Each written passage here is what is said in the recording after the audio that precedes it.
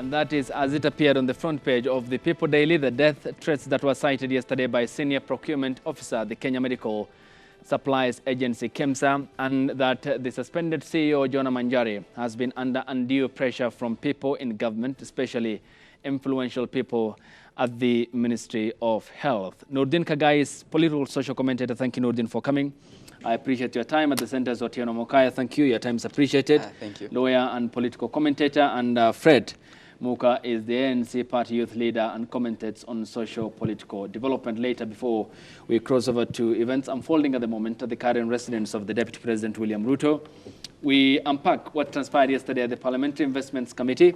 And starting with you, Nordin, here, on the spilling of the bins by the procurement officer who said that the CEO, who is now suspended, was under undue pressure from senior government officials. I just want to get your thoughts on the immediate knock-on effect this will have on the country's healthcare system. I believe, first and foremost, that brings about the picture that we've always seen in each and every scandal that has come out of Kenya. There's always someone who benefits, and the sacrificial lumps are usually the officers, the director of procurement, the CEO going down. And they end up stepping aside, and cases are always against them. That is why the cases get bundled up once you go to court, because you have nothing on them. They will claim they got a phone call or they got an email or what have you. So this, when you take this to the health sector, you see the doctors are up in arms. They're crying, they're saying they're not paid well, they're not given protective gears. So clearly, Mafia House is, as you call it now, is a Mafia House, because nobody's taking care of the doctors. The doctors, we've lost so many doctors. When you lose one doctor, like a specialist, it takes 15 years to train one. So so far they said 15, 16 around there. So how long is it going to take for us to get such specialists? Now there's a rumor mill going around that they might bring in Cuban doctors. So what does that spell for anyone who is doing his undergraduate, or he or she doing the undergraduate, wishing to go and become a doctor? Because you know, as soon as I'm out of school, there's a Cuban doctor there, who, by the way, takes $1 million a month for maintenance. Okay, I'll get to you on the way forward as to what it portends for the country's, I mean, the criminal justice system, because these cases will be ending up there. But Otieno, if I may come to you, after the presentation of the list of companies that have benefited, the highest, more than 900 million Kenya shillings, the lowest, about 134 million Kenya shillings, as it appeared on the publication. Who do you think all these people are, the force majeure that are unseen, yet they are benefiting from the taxpayers' money? You know, when procurement happens, I believe there is tendering. Tendering which invites bids, and not necessarily that the lowest bidder is the one who wins the bid. But these people who are given this mandate to spend money on behalf of an organization, they're people who presumably got to those positions on merit. So we believe that they have the moral and the capacity to know who supplies what, why, and for what price. Okay. As a businessman and as a private entity, really, I quote what I quote. That's what I sell. There is tea you buy at 100 shillings. There's tea you buy at 20 shillings. There's a reason why the price at Kempinski is different from the price at your kibanda at home. Or so if you decide to buy from me, really, you should not come back and tell me I'm arresting you because you sold it at 1,000 bob. I bidded at that with my in-qualification, with you knowing that I've not been in this business for more than 1 year. You chose me. So public officers should take responsibility of their own choices. If they took their own route, they should be questioned and be able to answer why they appointed this at this price when there was this at this lower price. There is no point of charging the ngiritas for benefiting from bidding for an open tender when there is somebody who chose them. So public officers should really be answerable for their own decisions. So in this case, the senior procurement officer who yesterday was also put to task as to why he was mum on the matter, and the suspended CEO, Jonah Manjari, need to be held accountable. Once they answer and then it is proven that they were in cahoots with these people, that's when you start questioning the private party. But the private party is in business, quoting his price according to what he bought. And if he takes advantage of the situation, That is the very spirit of capitalism. Okay, buy low, sell high. But the point is, according to the CR12 document table before the committee, which is the official communication from the registrar of companies showing who are the directors of companies and what are the shareholding, who are the shareholders, there were no names of senior government officials apparently. But senior I mean, this is proxy. But senior government officials chose to give them that tender. So we need to get the senior government officials. You can't kill the shop owner for selling lollipop to your son when your son is old enough to know how much lollipop costs. Okay, so the point is that after getting the accounts, so the Committee of Parliament, which is the Public Investments Committee, will call on the Ethics and Anti-Corruption Commission to follow up on the matter. On public officers. Okay, that's the point, and we want to get the people who benefited in this case. Fred Muka. Yes, sir. And to just quote the senior procurement officer who yesterday appeared before the committee, he confessed shadow officials had referred to as the deep state, in quotes, threatened they will make his boss, Jonah Manjari, disappear if they did not secure multi-billion shillings COVID-19 contracts. This vis-a-vis what the president pointed out, that in 21 days' time, I want the people who are responsible to be brought to book. I mean, how do we address this distinct dichotomy of what the president wants and what's happening at the same government that he heads? The problem in this country, it has been long, it's long overdue. If you and I can confirm that we've had scandals day in, day out. We've had the NYS scandal, we have the Golden Bag scandal, we've had even the Kenya Power, we've had the Kenya Pipeline, NYS, Chicken Gate. Aror. But above all these scandals, I'll tell you for a fact, you can never bid for a mega scandal in this country without a hand from someone in the government. You can't. So in this case, you can't, even the sugar bid, you can never bid for a very serious business bid and get that job without a hand in the government. And by the end of the day, when things turn haywire, when things turn upside down, we must have sacrificial lamb. We must have people that will be presented as burnt offering to the altar of corruption. These are the people who are now employed, who are supposed to follow the due procedure. The people who are supposed to follow how things are supposed to take place. The CEO of that company at that time, the head of procurement of that company at that time. So all this, like NYS, we saw people who were arrested. Kenya Power, Kenya Pipeline, even this KEMSA, the people that it has affected. However, the truth of the matter, the truth is the truth, even if you are a minority of one. The problem in this country is the system in itself. The system is rotten. So the president then therefore is just blowing hot air. It's inconsequential, in other words, because if he wants results in 21 days' time, and this happens, the 21 days have lapsed, you have senior government officials who are spilling the beans on the matter. I mean, then how that's hot air. It clearly is. If the president wanted to know, and he was very honest, he wanted to know the people that have messed up KEMSA, he will know them. It will not even take 10 days. Okay, so in other words, yes. It is disjointed government agencies that appear to be not communicating well.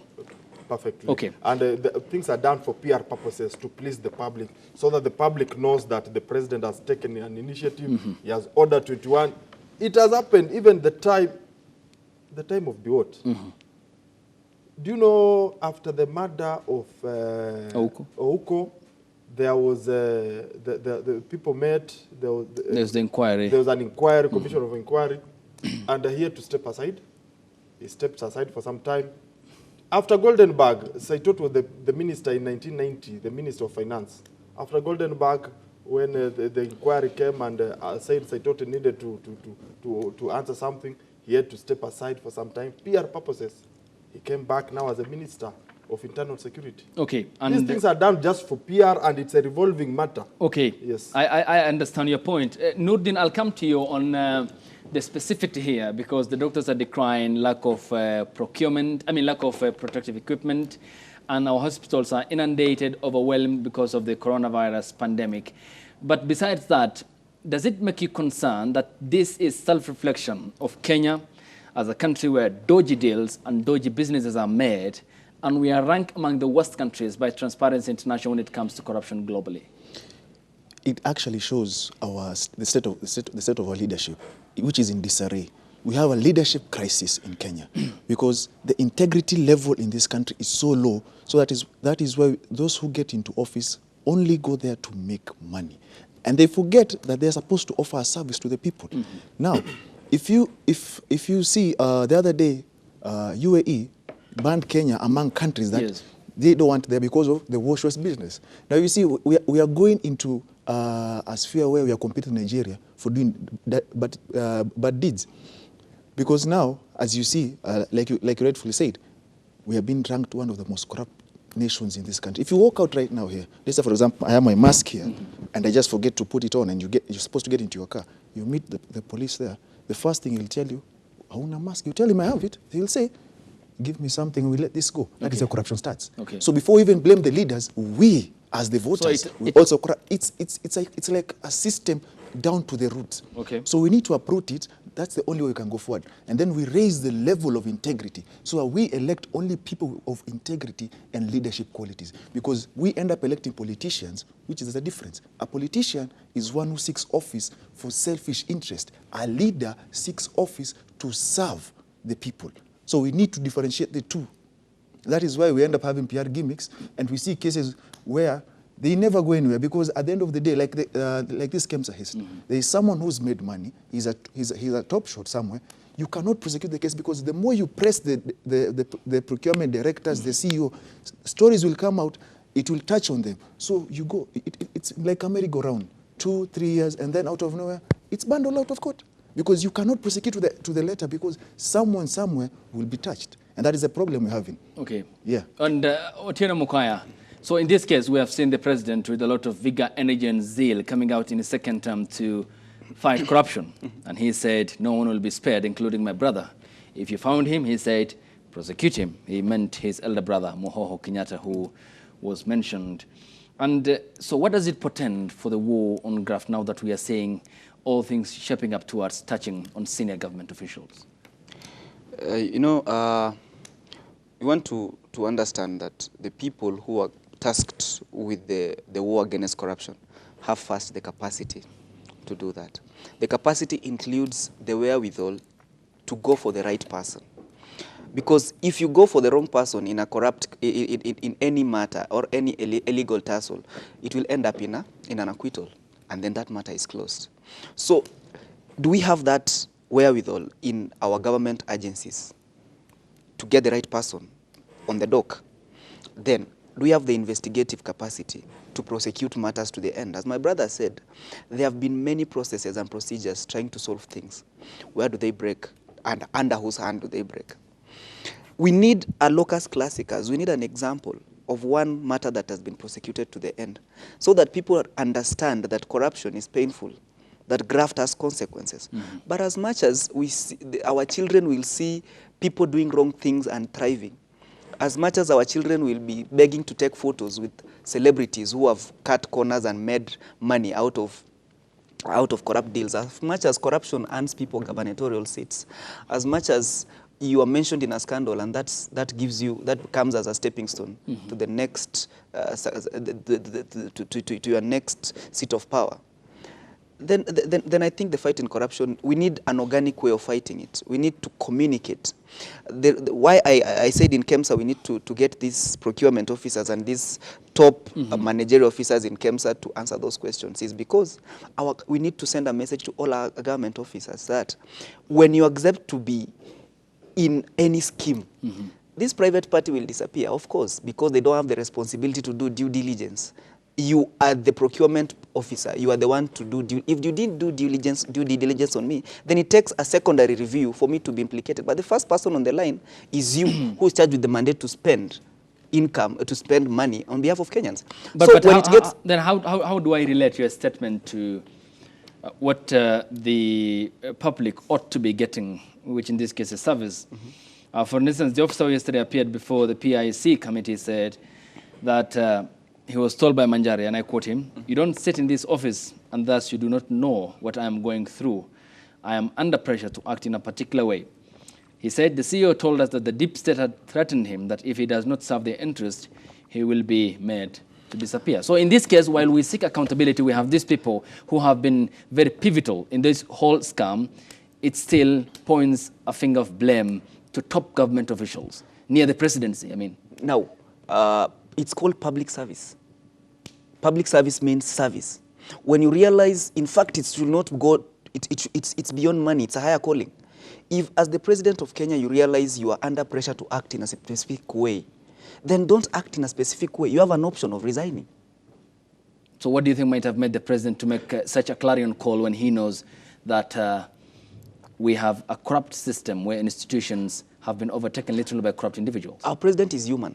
He has limitations. He has 24 hours. So you mean he doesn't know what's going on in government? He has intelligence officers. He's fed information. He's given report every morning. You will be surprised. He has intelligence. You will be surprised that even at home in the family settings, not everything gets to your father. Your mother or your eldest brother will choose what to tell your father. But I'm sure that money amounting to more than 2 billion must have reached the desk of the president. Did he get the information? And not necessarily from the Minister of Health officials, So but the intelligence the service. president speaks from the intelligence he receives. Then how do we act on this? Because when he says, I want 21 days outcome, the time has lapsed, you have this happening, and you have doctors decrying the state of healthcare system in the country, and literally you have unemployed doctors numbering to more than 2,000, 3,000, yet you want to import the Cuban doctors as it happened in 2018. Make procurement offices not cash cows. Take the cash cow mentality from the procurement offices. Make procurement officers priests. Tell them if you take one wrong turn, you are on the line. If somebody calls you with threats, you are better off resigning than getting into bed with this person at your own expense. Make corruption painful. Okay, Fred Muka, besides the pressure that comes with the assumption of state office or becoming state official, is that while you fear for your life, as it happened with CEO John Manjari, there is also the concern, and Nurdin has mentioned that, on the societal influence as to how we have modeled ourselves as a society. In this case, of course, the hierarchy is that our homesteads, the family level, the institutions, the building blocks of the society are equally corrupt. So how do you balance between enriching real thieves and what's happening as a result of this pressure that comes from top state officials who want some decisions that are favorable to them? At times, in the low language, our neighbors, there's a common saying that says that Mashemeji. Mashemeji, samaki wozea kuanzia kichwa. The head means everything in this country. There are some people, they are close to the president, they are friends to the president, they are close to the system. Everybody knows that they're close to the system, they are the deep state. When they approach you, in your belief, you'll think the president has said so. And they're doing that when the president has any iota of idea of what's happening. Then you mess things up.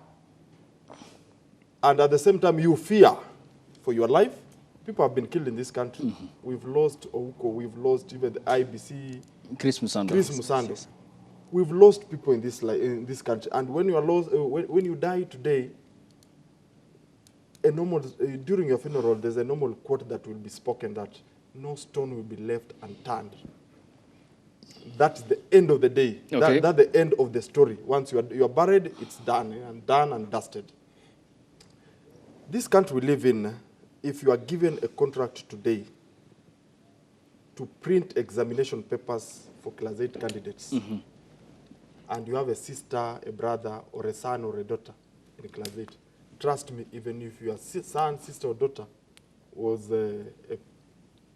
an average student in class, he or she will score an A. Why? Because So they've been given the contract. that's the societal aspect. The societal aspect, the system in itself. We are not always. We're the best word to use. We are not honorable to love this country as much as we could, and some of these things have been carried forward, are hereditary. Okay. It has happened. It happened during Kenyatta's time. It happened during Moi's time. It has happened during Kibaki's time, and it's now happening during Kenyatta Junior's time. Okay, so in other words, we started with the wrong footing in 1963. Of course, not forgetting, and we'll be talking about that later, the nibbling away of the independence constitution that advocated for Majimboism. Yes. And then the co-option of KADU, bringing on board the likes of Daniel Toroitich, Arap Moi, the late Ronald Ngala, and then the one-party system until Kenyatta died. Moi took over, 1982, 1991, multi-party democracy, 1997 elections, 2007, 2013, and 17. And we'll unpack that as to the impact it has had on the moral fiber of the country. Nudin, Yeah. we have personal protective equipment and other supplies that are of importance to the healthcare professionals, but they're lying idle, unused at the Kenya Medical Supplies Agency stores.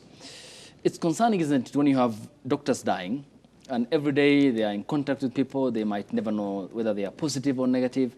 And I normally equate them with calls that might have come, God forbid, from our soldiers who are serving under AMISOM in Somalia fighting Al-Shabaab militants. Imagine DOD receiving a signal from Kismayo that they are out of ammunition and their arsenal is empty. The sad reality is that no one is in touch with the reality. And our political class, I wouldn't call them leaders because they're not leaders.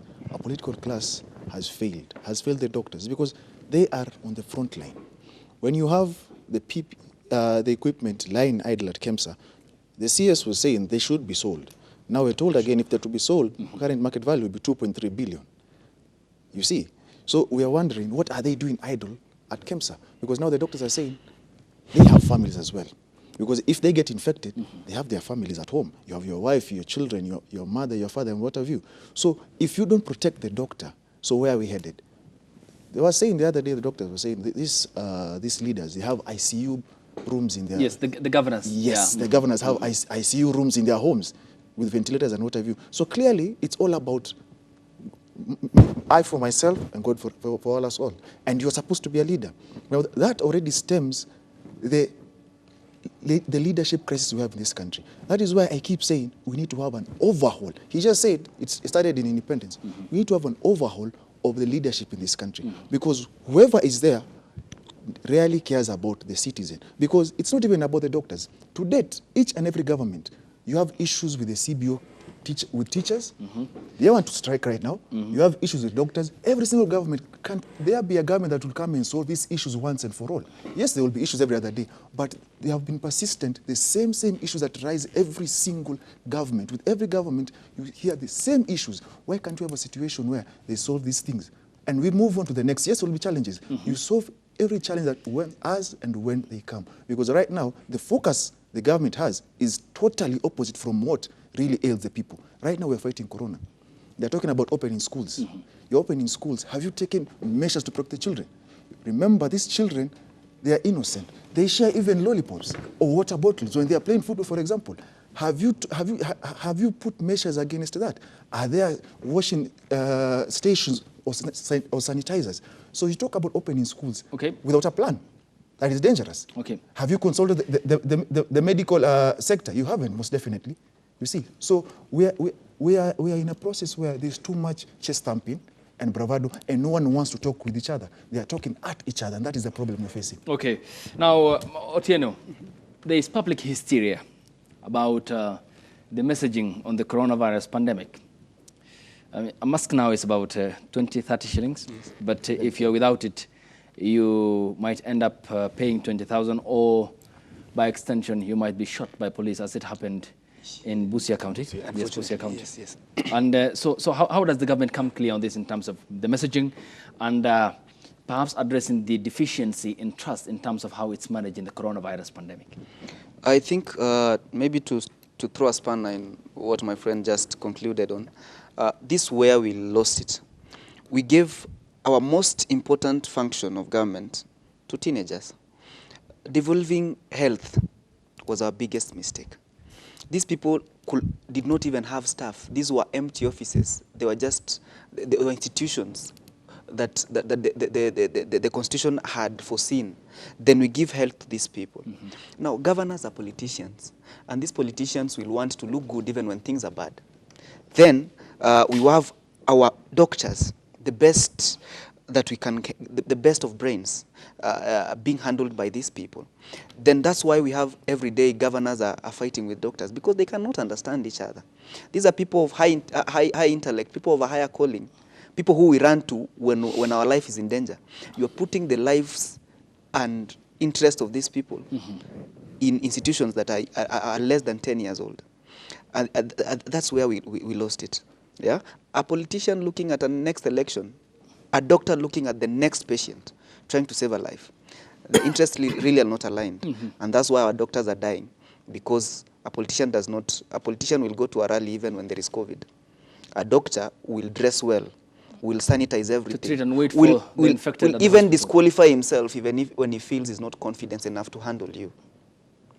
That's where we are looking at. With government, I think there is no marking scheme of dealing with an emergency. We didn't have prep on how to deal with corona. Every government has made a mistake in this pandemic, including China and the US. Mm-hmm. The US is a special case. So really, on communication, I think it does not rest it does not rest at this pandemic only, but it rests at our preparedness. Our hospitals have been the worst. Mm-hmm. We have nurtured this culture of having private solutions to public problems. That if you don't like public schools, take your child to a private school. When 30% of your earnings go to government. When you don't like a public hospital, you go to private. Mm-hmm. So this begs this question. Can the middle class of this country start asking questions because they are the ones running government? Can taxpayers ask these questions? Can we demand service from hospitals? Because the next pandemic that hits, even doctors will run away. Doctors are not working. Okay. Doctors are serving. Nobody can pay you enough to put your life on the line for someone. That's why you saw people crying in parliament. They understand. It's not politics as usual. It's not procurement. It's not tendering. It's people putting their lives on line for you. Okay. Now, as we finish up on this, coming to you, Fred, the impact of the pandemic. Of course, there was no properly designed healthcare system to withstand the coronavirus pandemic because this is a new common. And to just continue from a point, Pfizer and BioNTech have been approved to issue vaccines by the United Kingdom government this morning. Mm-hmm. And they will start vaccination of the larger United Kingdom by next week. That is a reprieve as we await the global breakthrough in the fight against the coronavirus pandemic. In the end, coming to you, Fred, where do you think this will end? The KEMSA. Yep. People are now talking about vaccine. The country needs to vaccinate its people. But we have PPEs that were that are idle. That are idle, were bought at extreme prices. They're sleeping there. Now, after getting vaccines, where will the PPEs go? Nobody will be put in, behind the bus. That one you can take it to any bank. Our governor, my own governor, the chair of Council of Governors, Wycliffe Ambetsa Oparanya, a person I respect so much. A designated burying sites. And bought a lot of body bags.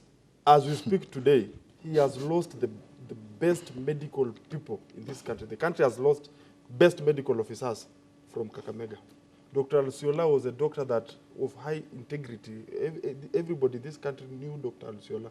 We've lost serious doctors in Kakamega. He has also lost his best friend, his personal chief of staff, a very good friend to Wycliffe Ambetsa Oparanya. But as we speak today, Kakamega has never got PPs, and if we got by any chance, they came from well-wishers. But he's driving the BBI process. But he's driving the BBI process. He has already signed the BBI document, and the BBI document is at home. It is a priority than the health of the people in Kakamega. Above all, he has made the best funeral parlor outside Nairobi. After the funeral home, the best funeral parlor is in Kakamega.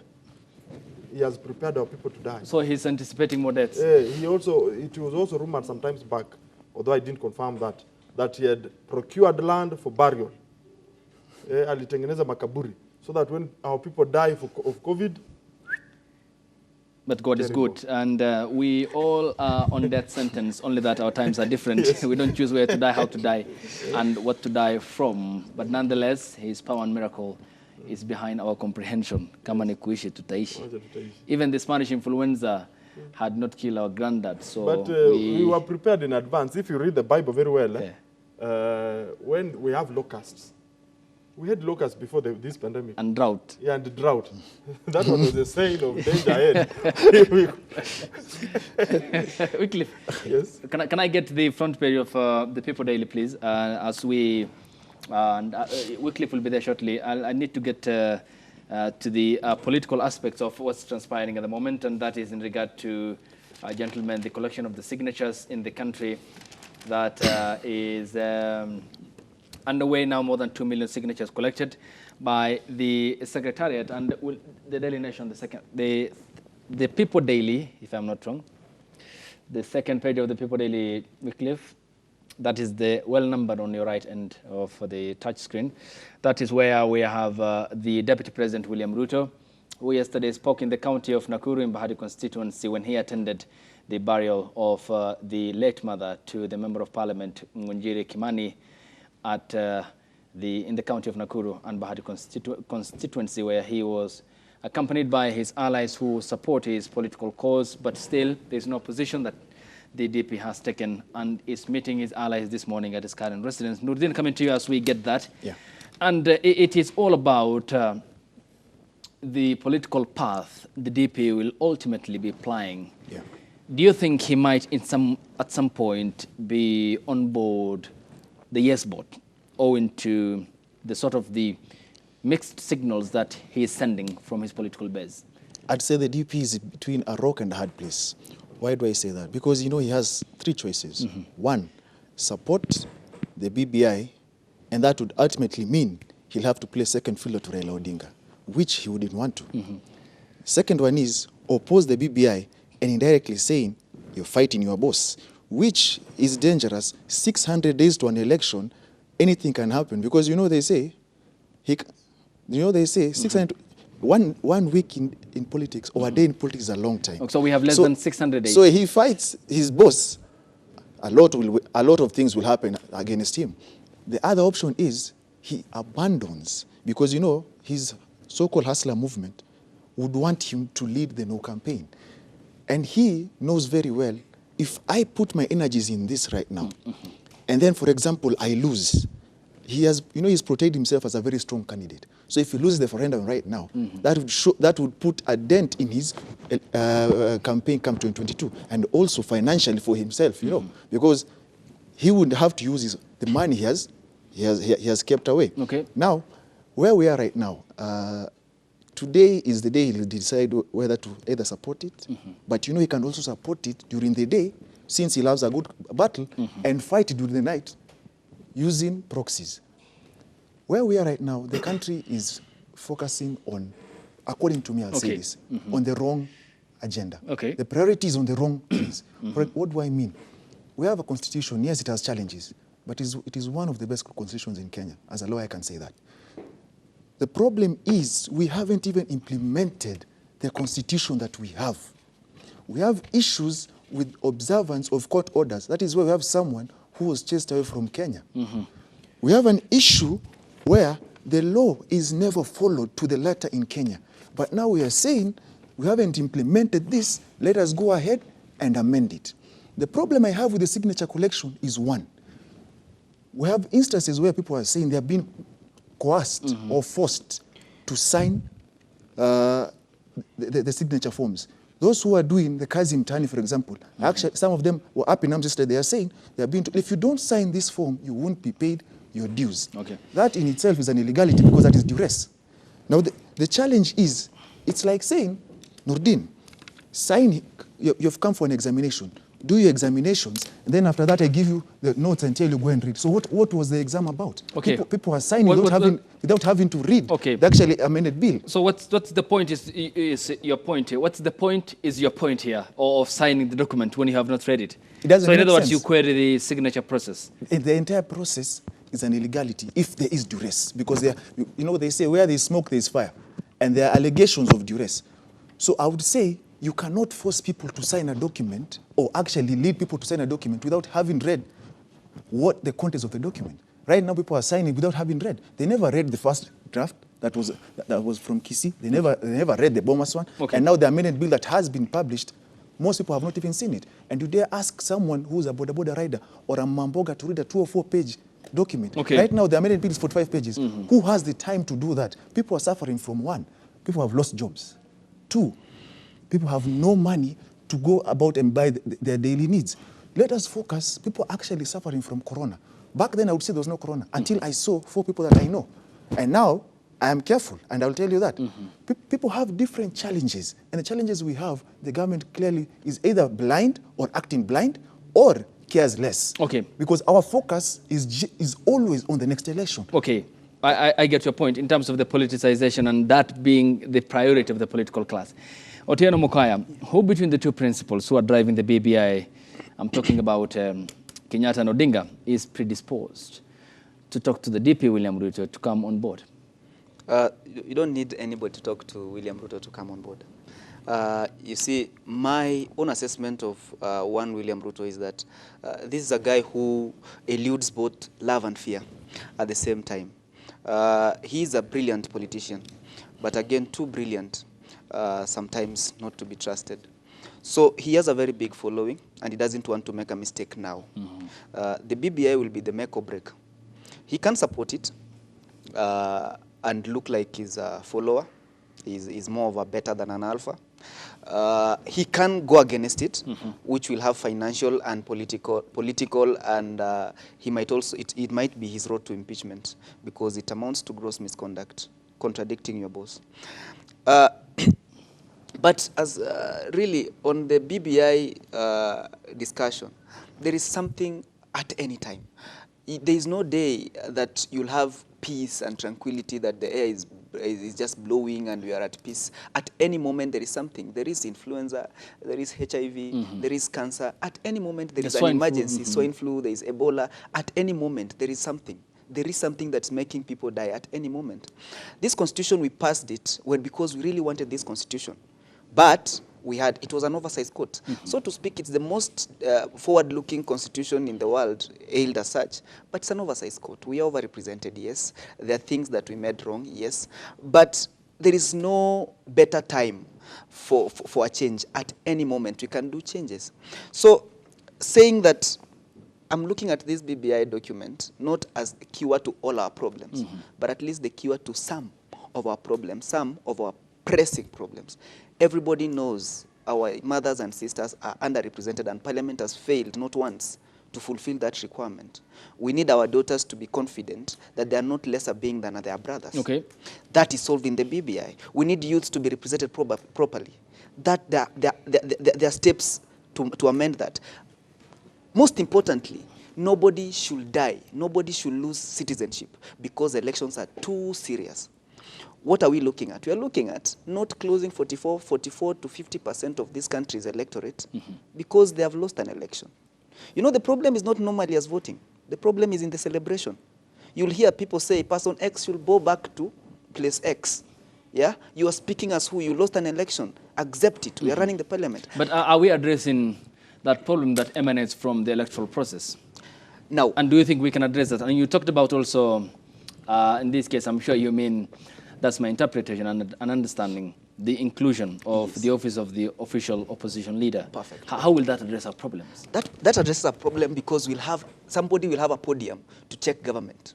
You know, one person who I respect very much in the late 2017 spoke in public arena and said, we have enough numbers to change the constitution without you. Let's be honest, Kenya is a geographical accident. We don't love each other that much, and we are looking for every opportunity to remind the next neighbor your second neighbor. So we must accept that we are a tribal country. We are united maybe in corruption, but when we go back to our political processes, you want your guy there, whether he helps you or not. And if that's what makes us comfortable, if that's how Musando will not die, yeah, why can't we embrace it? So that we feel, you see, the problem here is feelings. That at the end of every election, if your candidate loses, you go home and say, we tried, let him start checking government from this office. Not, we are dying. These people will run government. Our person is going to Bondo and we'll be silent for 5 years. Okay, so that's the problem. Inclusion politics. Inclusion is, and you see, salaries or no salaries are not our question right now. If Kenya is not Greece at this moment, this country is rich. We have looted this country dry and it still lands. Yes, on debt or something. Then salaries of 3 people should not be a problem. Okay, my point is then, before I come to Fred, as I finish up with you, that the presidency, in this case includes the DP, the office of the Prime Minister, 2 deputies, there are 5. Yes. So how does that address our problems? Because when it comes to representation, there are some who are perhaps prophesizing that these positions are already shared. I have a new addiction. I like driving through Thika Road at night because it's that place where you can drive smoothly and you feel that there is taxes spent correctly. I do that every time I feel like easing up. The best run country was a time when we have Nusmkate, because anytime Kibaki made a wrong step, Raila could call a press conference and say, this I was not consulted. Things were done in the right way. What am I talking about? People with legitimate constitutional offices checking on government excesses. People reporting to Kenyans through parliament. People who understand that Kenyans need answers now. So when we have a prime minister, leader of government in parliament answering questions, not these technocrats who are aloof of what government is, who are telling chiefs to do things. Okay. Yeah. So really, that's what we need. But the problem with now these signatures is that it's wrong PR. Yeah. Sometimes government uses a lot of force to effect a good thing, which sends a bad message. Okay. Yes. I understand your point, but later I'll be coming to also seek answers as to whether Odinga can be on the opposite end than being a prime minister, meaning he must come from the majority coalition party. And what it portends generally in terms of what I talked about earlier as the co-option of Kadu and Kanu then. Okay, we'll come to that. Let me come to Fred. Maybe a comment. Okay, I don't want us to get diversionary. We'll come to that. Fred, Yes. looking at what's happening, and we have been specifically dwelling on the Deputy President, William Ruto. Literally, he is navigating choppy political waters. He doesn't want to leave behind the hustler constituency he has created. And on the other end, he doesn't want to fight politically with the Prime Minister, the former Prime Minister and President Uhuru Kenyatta, because you look at the stratospheric political heights that they have attained and the zenith level of their political status, and he can't withstand that. It goes finances and, of course, the political backyard they control. So how does he balance between these two delicate political situations? If I were William Ruto today, as I started opposing the BBI, I will continue to oppose it to the latter. I lose it, I win it, I will oppose. Because if we now struggles, as we speak now, we now struggles to come out and support BBI. When the handshake came out for the first time, the people who support William Ruto are the first to dismiss it. You'll hear the Senator of Nakuru, Susan Kihika coming out and claiming now this is a fake handshake. The handshake we know happened in Afra Stadium between the Deputy President and the President. When BBI were collecting, we were moving around the country, collecting proposals and views of the people. When we were in Meru, for instance, the people allied to the Deputy President came out and staged a walkout. As we are, thank God the Corona came. Thank God. We were destined to go to Eldoret to this BBI thing. We were also destined to go to Nakuru before Corona struck. They had warned us in advance. They had warned BBI brigade in advance. Dare you step to Eldoret, dare you step to Nakuru. We will give our views. We will run the BBI the way we know it. They had prepared their own way to tackle BBI.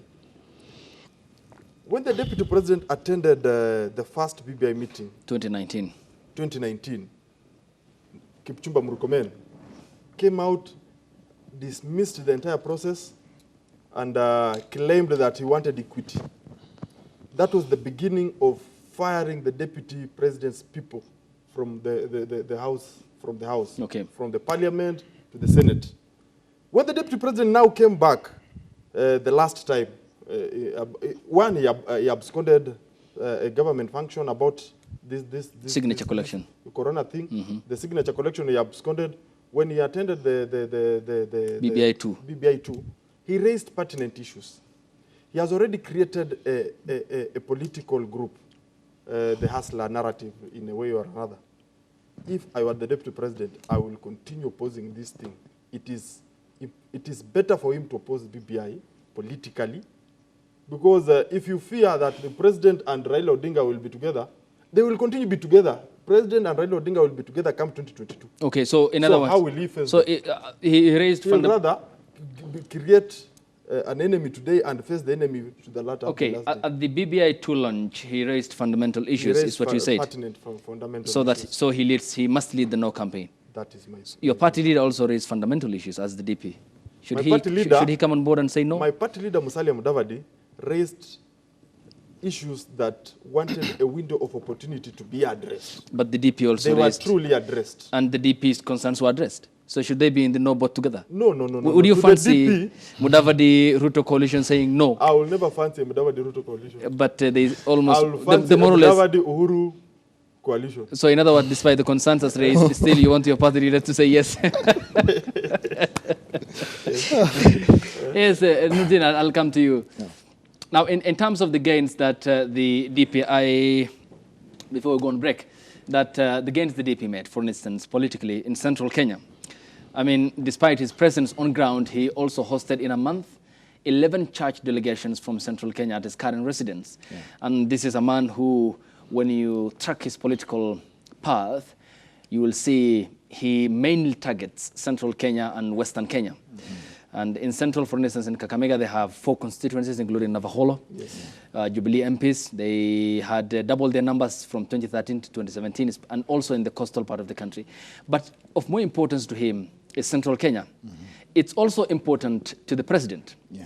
So if, in this case, he remains on the no end, as the civil society, the political class, and religious leaders want him to lead the no campaigns, do you think he might end up eroding the same gains that he had made in the House of Mumbi? I don't think so. Because one, we have to realize that in central Kenya, there is the myth, or they are skeptical about Raila Odinga. That's number one. The reason why most of them actually align themselves with the Ruto is because, one, they say he helped Uhuru become president. And then two, some of them don't like Raila Odinga. That's how it is, from far.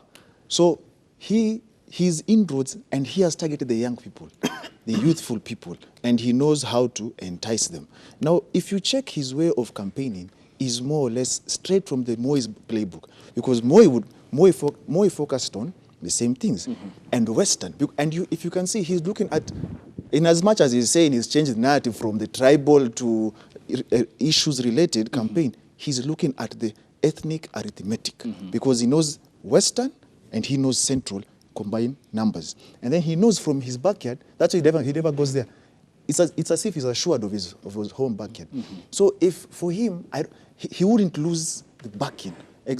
Exactly. What it would do, it would propel him. Just the same way, how did he get to where he's right now? He led the no campaign. In 2010. Exactly. So, the way we are going for this referendum, it will bring about 2 things. 1, referendum billionaires, and then 2, political formations. Okay. So some careers will be made, others will be destroyed. Before we go on break, and I come to Otieno and Fred on the importance of Mulembe Nation. Yeah. You mentioned the Odinga dissatisfaction politically in central Kenya. Yes. And that has been a political mantra created over time. Yes. Since independence, when his father, Oginga Odinga, was perhaps in political standoff with the founding father, Kenyatta Senior. Yeah. So now that he has the president on board, and the president is the kingpin of the region, do you think he might end up demystifying that narrative when he brings Odinga alongside him to central Kenya? It's still hard. It's not easy, because you see even some of the members of parliament from Central are saying selling a Raila Odinga candidate in Central is like selling pig in a mosque. It is hard. It's not easy. Yes, there are some who would follow the president. Now the question is, between the president and the DP, who's commanding the numbers? Obviously, you'd say the president because he's from Central, but the DP has succeeded in dividing the mountain. You can clearly see from the utterances that some of the members of parliament from Central that they utter. And if you see his inroads in Central are serious, and he has focused, the big chunk of his campaign is clearly in Central. So he has some following there. Selling Raila isn't going to be that easy. But I am sure we are going to have some interesting times going forward. Okay, and that is as the events continue to unfold in the new year 2021 by the grace of God. Otieno and Fred, I'll come to you on the last bit of the broadcast as we finish up on the discussion that we are having and also analyze the cartoon editions of the People Daily and the Daily Nation. 0791478990 is the number, the hashtag on Twitter, NewDayKE, the short SMS code is 40920. We are back after the break here on the broadcast.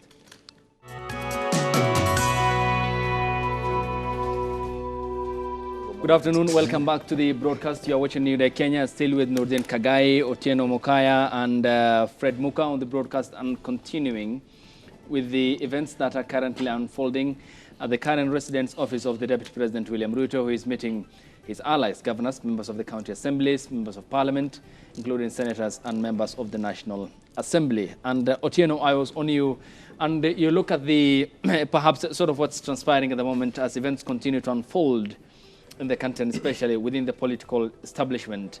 Will Odinga Kenyatta political force perhaps force the Deputy President William Ruto to climb down from his current position of remaining undecidedly vague on whether to say yes or no to the BBI content? No, I don't, by any standards, I don't really want to be really William Ruto right now. He's a man in a very precarious situation. He supports BBI. He looks like his people will start doubting whether he knows what he's doing. He goes against BBI. He's looking at gross insubordination as a ground of impeachment. He also has an economic or a financial decision to make, because if he spends money and time on BBI, he'll be both, he won't have energy and finances to move to go ahead with his presidential campaign. So really, he really needs sober and truthful advisors to tell him what to do right now. And if I was to advise him, I really say be neutral on it, and then wait for it to fade away. If he has foot soldiers to finance to do it on his behalf, somebody talked about, there's somebody called a funny name in Luya land. So when the king does a mistake or spoils the air, they blame him on behalf of the king. So if he has somebody, Mwinyambi, who will do that for him, then better. But again, back on this BBI thing, I'm thinking it's not about individuals. Maybe it's about institutions, because all these three people will fade away. Odinga, there's an end to Odingaism. There's an end to Kenyattaism. There's an end to Rutoism. Can we look at institutions as opposed to people? That way we'll see BBI for what it is. That's way we'll see the Constitution for what it should be. Yeah. And earlier you mentioned, before I come to Fred, the Grand Coalition government, which was born out of the post-election violence, yes, following the disputed presidential election. And we saw the standoff between the cabinet division, or that one allied to the former prime minister and the other to President Emilio Mwai Kibaki. And having seen that, and now we are going to be having a prime minister appointed by the president who can be dismissed by the president or censured by parliament, would that not perhaps portend something of bad status for the governance model that the BBI seeks to achieve post-2022? The BBI does not create up any position which will be at the pleasure of the president, called prime minister. It creates, to rise to the rank of prime minister, there is meritocracy, there is a struggle towards that. It's not a direct appointee. Just like everybody who's in government office is appointed by the president, but cannot be fired by the president. Also, there is a procedure to arrive at that person. The Chief Justice is appointed by the president, but the president does not select, does not vet, cannot fire the Chief Justice. So the president is not an imperial president, as people who are against this BBI are saying. He is the head of state. He is the symbol of national unity and the symbol of power. So if you get to any position, of course you need the gracings and the blessings of this president. But really, apart from that, you are not his puppet. You won't, the institutions and frameworks that will be there to, one, protect this, to have security of tenure, two, to also have that sense of independence, though having it is a matter of political will. Yeah, the same way we thought that parliament is independent, then you realize if you are from Jubilee, you have to sing the song that Jubilee composes for you to sing, or else you face the likes of Secretary General. Okay, but my point is this, that yeah, we all are different in terms of our ideology, yes, in terms of what we think about, how we think about that, and we are in a democracy. So therefore, it means that we are going to be having a president, a prime minister, two deputy prime ministers, and the deputy president, who all think the same. Meaning, if there are differences, then the president can either dismiss the prime minister or can use members of the National Assembly to dismiss the prime minister. Will that not create a perpetual political crisis, as we witness in a parliamentary democracy like Israel, where the Prime Minister, Benjamin Netanyahu, had called for snap elections 4 times in the year 2020 alone and still is in the disagreement with Benny Gantz, who he formed government with, still the standoff persists. So how do we address this problem that we seek to attain? What is the significant move and shift from our current political status? We have been there. We have been there as early as 1963, when the deputy president, Jaramogi, vice president, differed with his boss. We have been there as soon as 2017, when William Ruto decided, whatever you have done is not good, it does not work for me, then I'll be against you. So there is no homogeneity in thinking, even to twins.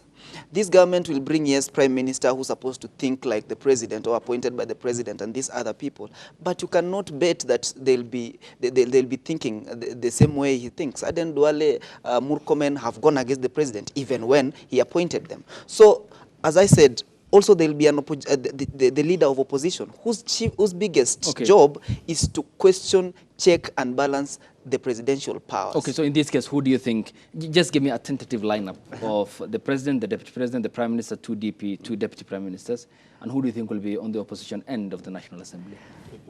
For that, Ayub, you will forgive me because I believe institutions are supposed to people. Okay, thank you. We can talk about that. Yes, go ahead. Yes, go ahead. The president, the deputy president, the prime minister, and the two deputies will be shared with these people. Musalia Mudavadi, Raila Odinga, Gideon Moi, Kalonzo Musyoka, and the most likely Peter Kenneth. The 5 positions. I don't know the order. So who do you think will be? I don't know the order. So but you can predict the official opposition leader. The official opposition order will be. Where are women? Where are women in all this? You've been given an opportunity to select. But that does not take the burden of being fair from you. But you know, from you should be fair, you know, because they'll be up in arms. Proceed. That's my own lineup. Okay. Women will be speakers. Okay. We have the majority leader, the deputy majority whip. Yes, we are majority Deputy. leader, deputy majority leader. The leader of official opposition for the next 2 decades, for the next decade, 2022 and 2037, will be William Ruto. William Ruto will be ripe for presidency in 2032. He has to serve opposition first, face the same route Raila Odinga has faced, then he will be ripe for presidency. So in that list, some of us will come support him in 2032 after seeing how he has done well in the opposition. William Ruto fears opposition like nobody's business. He is unable even to see the signs of the times, even just to resign. He reads the Bible. I will advise his handlers to help him read Paul's letter to the church at Corinth. Paul tells the Corinthians, do not be like stupid and foolish Galatians, who will tell you the signs of the sky, but they will not tell you the signs of the time. They will tell you it will be rainy today, it will be sunny tomorrow, but they will not tell you these are the signs of the times that the Lord is coming, we need to repent. Okay. Bruto is unable to read that well. Okay, and in that lineup you have provided over the 5 individuals. Yes. Who do you think will be the president? Musalia Mudavadi. Okay, that will come. Now, Wakili, yes. Nurdin, coming to you. Yeah. You don't ask me, I just respond to his question. Okay, it's okay. I'll come to you. Don't worry. I share it equally, so your time will come. Okay, Nurdin, the Makueni County Governor, Professor Kivutha, has moved to court, and is seeking advisory opinion from the Supreme Court. There is also another case filed by the county governments of Kericho and Nandi as to the role of the county assemblies and the members in alteration, some tweaks, amendments to the report. But as per now, the advisory by the Supreme Court is that unless advised otherwise, that they can only approve or disapprove that bill as it is. At the High Court, there is also another case filed by activists Jorati Sei, Boniface Mwangi, David Indi, and company. And in the event the referendum happens, the High Court, as per the Elections Act of 2011, can nullify the outcome of the referendum and can term it null and void. So in this case, we still are having, isn't it, more landmines ahead for the BBI proponents? Yeah, clearly they're landmines, and those are obstacles, I'm sure. But with the BBI brigade, right from how their demeanor, their talking, there's so much bravado, there's chest thumping, you know. And for them, they believe nothing will stop them. As they say, nothing is going to stop reggae. So once they finish up with the signature collections and they take it to the speaker with the bill, who will then send it to the county assembly. You need to realize the problem we have in Kenya is in our institutions. One, in politics, our parties are people-owned. What do I mean? The party leader controls the thinking of the members of the party. So if you go to the county, members of county assembly, you know for sure how they are going to vote. They will endorse it unless those counties that are aligned to the deputy president and he decides to vote and decides to go no. So that would mean he's part of the county assembly would say no. But wherever Uhuru Kenyatta comes from or Raila Odinga comes from, you already know where it's going to be. That is how a good example is how Waititi was impeached and what is now happening to Sonko. And how you see, like you say, members of the those who are nominated to the county assembly. Yes. If you are seen to support him, you're summoned by the SG and you're told a party line decision, which is wrong. We need to change that. Because if your party leader is the one who's going to think for you, what business do you have representing the people who elected you? So we need an overhaul, a radical surgery of our entire political situation in this country. That is the only way we'll go forward. Because as for BBI, once it goes to the county level, believe you me, it will pass. If it goes to Kisumu, they dare not vote against Raila Amolo Odinga. If it goes to Kiambu, they dare not vote against Uhuru Kenyatta. And that is the problem. Nobody questions anything. Okay, so in this case, then how do we make our politics ideology and policy-based? Because that's what we want to achieve. I mean, there must be a significant shift in paradigm from the current status to politically safe country. Do you think we can attain that under the BBI? Yes, we can. And not under the BBI. That can be achieved easily, one, by the voter changing their way of thinking and the voter raising the integrity level. Let's say it's person X and Y and you want to vote. You don't vote because he gives you a packet of flour. Sadly, that is our politics. We vote for what these two gentlemen or ladies have to offer you. And that is what we're supposed to think about. For example, the BBI is all about inclusivity and national unity. I liked what he said when he chose those 5 people he chose. So imagine the other 5 who don't get what he just said those will get. How is that inclusion? Where is the inclusion in that? And don't tell me the office of the or leader of opposition. That is not inclusivity. Inclusivity does not have to be on positions or on ethnicity. What you need to do, we need to have a leader who, when you swear by the Quran or Bible and say I'll be a president for the entire nation, not a president of Kiambu and Nairobi, you serve every person equally. And the current political class will never do that. They are old dogs with no new tricks. They will never change the narrative from ethnicity to nationalhood. And that is the problem we have. And that is the problem that has been, of course, very present in the political spectrum ever since we repealed Section 2A of the Kenyan Constitution in becoming multi-party democracy. Otieno Mukaya, before we come to the cartoons and finish up, the distinct between the party that supports the BBI and the other is 2022. The proponents want to create safe political environment for anyone to contest across the country anywhere and can get votes. The other party is based on safeguarding William Ruto interests politically so that he can ascend to the top office in the White House in Nairobi. So in terms of these two differences, do you think it will further injure the already fractured political sort of skeleton in the country, and what do you think will be the consequences? See, our politics and politicians are so predictable, myopic, and so annoying in whatever they do, because you can read from their book. If anyone who's blindly following William Ruto, he should know that the Arasla narrative is nothing more than his political ambition in 2022. And if they are in peace with that, then support him.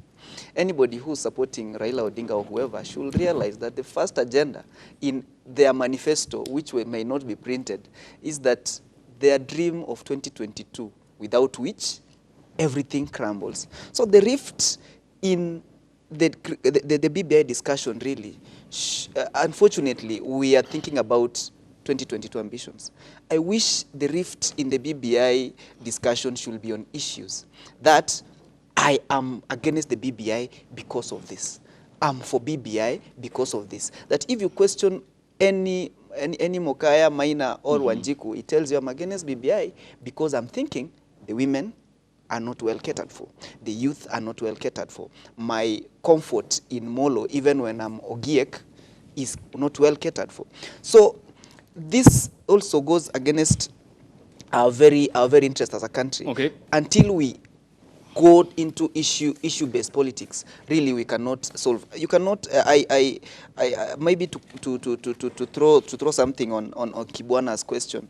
You see, we changed the whole constitution with one question: the yes or no. A referendum must be a yes or no question. You can't burden somebody in an election booth with 178 questions for every article. Really, there comes a time when we change something and we can't itemize everything. Public participation is key, but people are given time to present their issues. Even now, you are given time to present your issues. And if people are saying that this train has left the station, you can stop it by your vote. Okay, that is saying no. It's yes or no. Do you think no will carry the day then if they are to stop the train? If majority of Kenyans say no to BBI, so be it. If majority of Kenyans say yes to BBI, so be it. Democracy is overrated. You cannot have a comment on anything. That's why we don't have 57 million MPs. Okay, yeah? we are represented. We are represented. And if you lose, you say, okay, there is a chance that will come in 2036, we'll have another referendum, we'll amend that. Okay. But really, it must be a yes or a no question. You agree with some, you differ with some, choose your side. Okay. Yeah. Fred, Yes.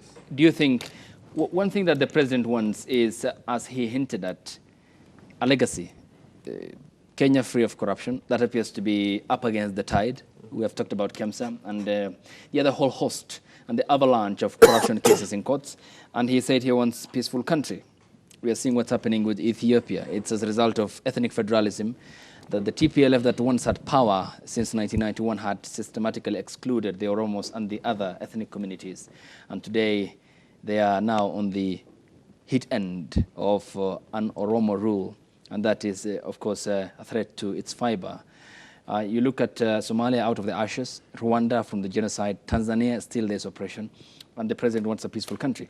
In this case, do you think what he will attain under the BBI will conceal his maladministration of the country? In this case, the economy, the political status, and how he has navigated the Kenyan ship since 2013. The good thing about our president, I listened to him when we were giving out signatures in his talk in Bomas. I also listened to him. So you were there in Bomas? I was in Bomas. At the KCC? Yes. And at the KCC? Yes, I'm a serious person in this country. I was in Bomas, I was also in KCC. The beauty about the president, he speaks the truth. And the only legacy he can leave behind, corruption, he cannot fight corruption. They take it to the bank. The only legacy this President Uhuru Kenyatta can leave behind is transferring power. First, is making IBC independent and making the win of the election be the true win of the election. The past 3 elections in this country, that has not happened. The only positive legacy Uhuru Kenyatta can leave to this country is to hand over power to a person that is not a Kalenjin. Period. But does that... Okay. Period. Okay, because other Fred, parts of the country... Okay, allow me, let me just stick... Okay, your views, not that of the show or Ebru TV. Yes. But I want to query you on that. Kalenjins have the right to vote and have the right to participate in election, have the right to contest for the presidency. Perfect. So why the blanket statement? Moratoria. Not all Arab Samoei does embody the name. There are many other Arabs in the Kalenjin land who can contest for the presidency. That has been affecting this country, and people fear to talk about it.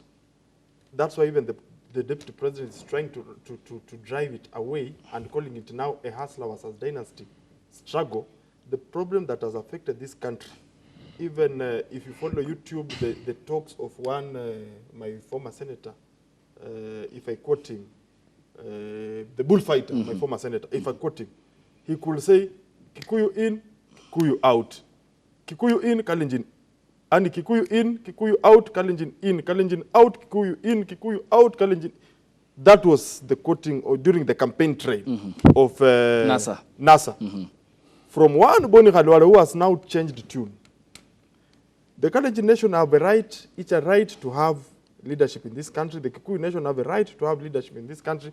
However, there comes a time, this entire hulabaloo you are hearing about that other people need to be included in the government, they need to feel part and parcel of this government. The truth of the matter is that other tribes also want to be leaders, to have the presidency. Okay, so I'll hold you. Yes. Let me hold you to account, because it's very interesting that you have a dovetail on your earlier statement you made, and it's good that you have clarified that Kalenjins have the right to vote, have the right to contest, and have the right to lead this country, for they are Kenyans and they are here not because of a privilege. It's a right for all Kalenjins because they are our fellow Kenyans. Yes. So you mentioned the earlier names. Let me just retake that. Yes.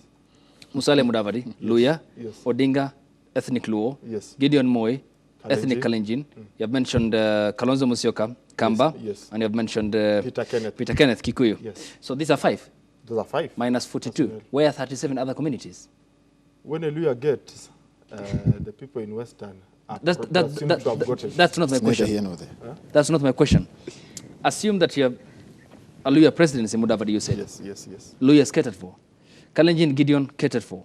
Kamba Kalonzo catered for. Odinga Nyanza catered for. You have Peter Kenneth Mumbi catered for. So what happens to the 37 other communities? Don't they have rights? They too have rights. Okay. So what happens to them? Take part. But if you follow closely... Say, okay, let me make it simpler so that we, because of time, we save time, we need to analyze the cartoons. Say that the position of the majority leader, majority whip, deputy minority whip, 3. Yes. Official opposition leader, deputy, and 2. 3 plus 2, 5. Yes. Give other communities 5. So what happens to the 32 other Kenyan communities? Where are they? No, they now believe that truly it's possible. If these 5 have gotten, so we can also get some other So it's about possibilities. So possibilities. So another handshake happens. Yes. Other communities will be brought on board. You will have the right. No. You are now getting it wrong.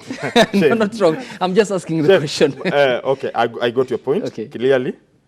On clarity, and if you analyze my point, my main point was that this, there was also a debate sometimes back that the presidency needs to be rotational like the World Cup, so that we have a Kisii region and the Coast region now providing presidency this time round, a Northeastern region and South Rift region providing the presidency this time round.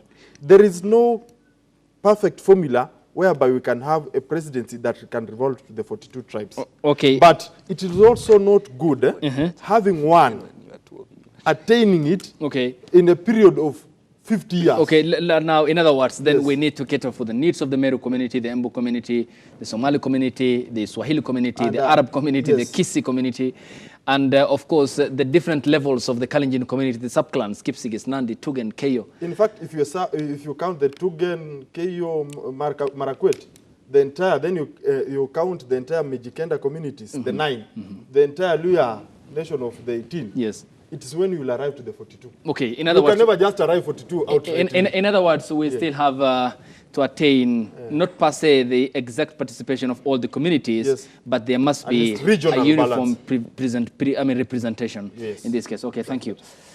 Final comments from you, and this is in regard to this cartoon. And it is the partner, the male sex partner, who says, I suggest you go in first, he says, we can share the results. And this is the World AIDS Day yesterday.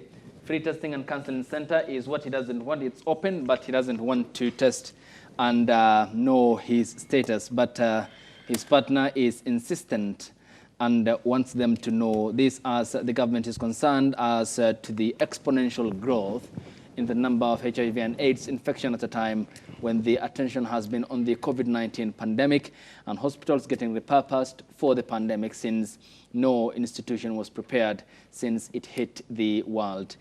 Nurdin, and one question to you all. Is this the exact status of the nation? True. That's true. It's more or less like, let me hide it's like the trouble camel. Let me put my head in the sand and let the danger pass. When you see this cartoon edition, first and foremost, there was a statistic going around that every single day, 58 people die of HIV and AIDS. And now, the HIV and AIDS has moved, and it is between people of 15 to 19 years. So what does that say of the future generation? And the government needs to focus on that. Because you see, there's no point of Vision 2030 or a land of prosperity where the ones who are going to come and enjoy that land will be dead.